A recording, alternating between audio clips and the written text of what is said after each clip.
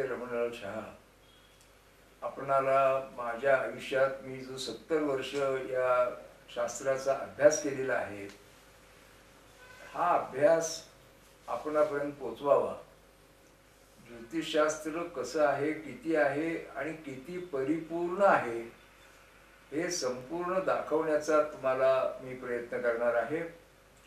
आणि हे संपूर्ण या महिन्याचं भविष्य सांगितल्यानंतर ऑक्टोबरचं, की तुम्हाला त्याचा प्रत्यय आल्यापासून राहणार नाही की हे किती. आणि हे सांगताना जीवन हे यश अपयश, सुख दुःख, आशा निराशा याचा खेळच चाललेला असतो.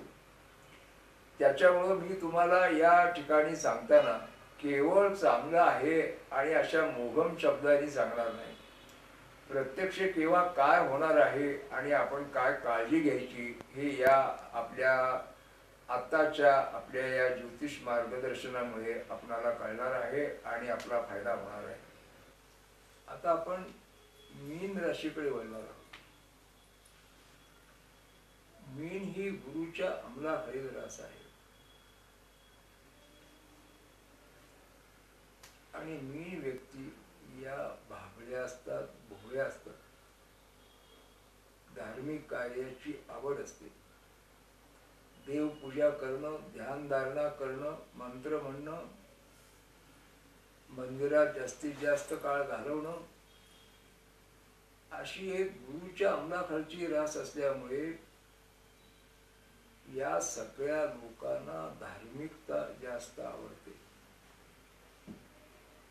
परंतु या मीन रास ही सगळ्यात कोमल रास आहे, हळवी रास आहे. यांना कोणताही मोठा धक्का पचनी पडत नाही. एखादा मोठा धक्का बसला तर त्या एकदम कोसळून जातात. आणि म्हणून मीन राशीच्या लोकांनी पहिल्यापासून योगाची एक आवड निर्माण करणं, योग साधना करणं आणि आपलं मन जितकं कणखर करता येईल, जितकं निग्रही करता येईल, आपल्या विचारापासून,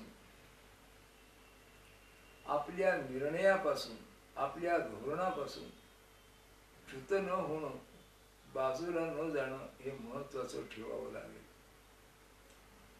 धरसोडपणा करणं, चंचलपणा करणं आणि काहीच्या गोष्टी उतावीळपणा होणं हे या राशीचे दोष आहे. तेव्हा मीन व्यक्तीने सगळ्या बाबतीत शांत राहणं, समतोल राहणं आणि ज्यांच्या ज्यांच्या सहवासात आपण येतो ती माणसं पारखणं हे अत्यंत गरजेचं आहे. हा महिना आपणाला आरोग्याला चांगला आहे. 18 तारखेपर्यंतचा कालखंड शुभ कार्याला चांगला नाही. 18 तारखेनंतर आपणाला यश मिळणार आहे, आरोग्य चांगलं राहणार आहे.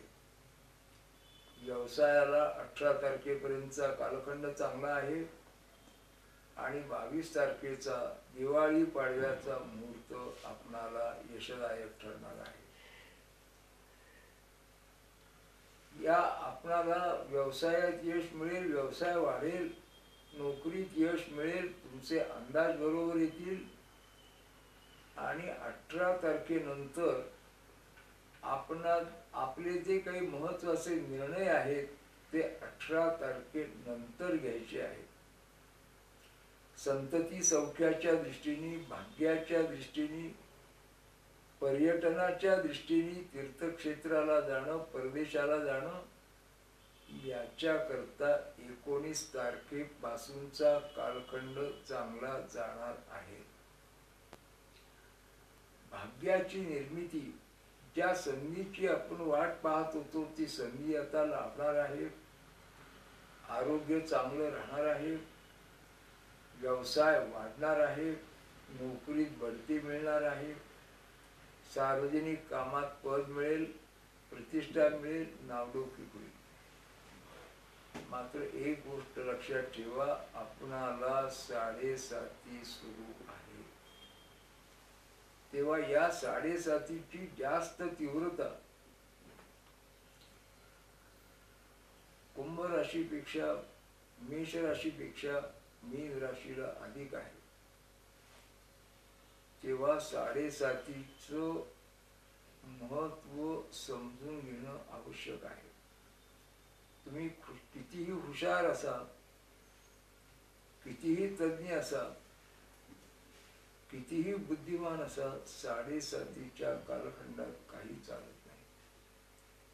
तेव्हा प्रत्येक पाय व्यवस्थित टाकणं, प्रत्येक काम सुरुवात करताना, प्रत्येक गोष्टीत लक्ष घालताना आपणाला काळजी घ्यावी लागणार आहे.